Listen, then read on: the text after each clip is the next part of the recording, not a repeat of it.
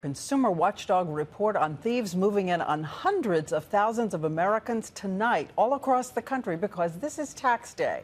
The IRS has told ABC News that they are doing everything in their power to put a stop to the rising number of people whose tax refunds are stolen.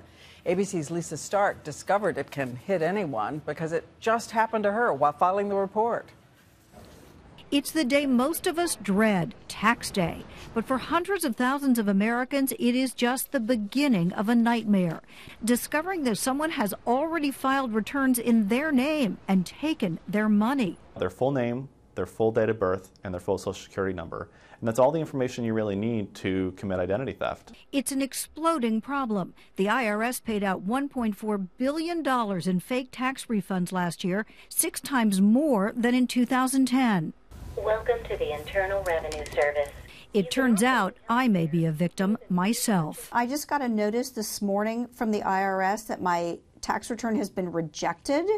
It also happened to the Agan family. After their daughter died of a brain tumor, someone claimed her as a dependent. It's bad enough losing your child, but then to have somebody steal their identity, the last remaining vestige of your child.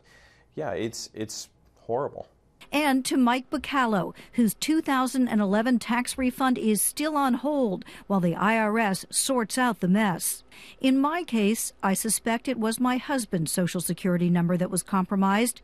He passed away from cancer last year. Unfortunately, dead people don't have any privacy rights. That information, once you're dead, is publicly available information.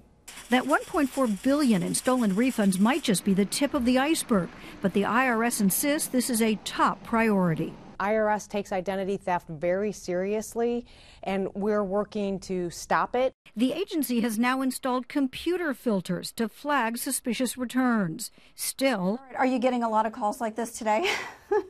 Yes, we are. It's been really bad this year. So, Lisa, this may have happened to you, too.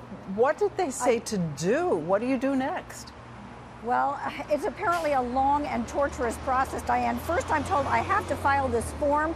It's an affidavit. I have to prove to the IRS who I am. Then they say it could take months to unravel this mess. Meantime, of course, I and tens of thousands of other Americans are waiting on our tax returns, our own money.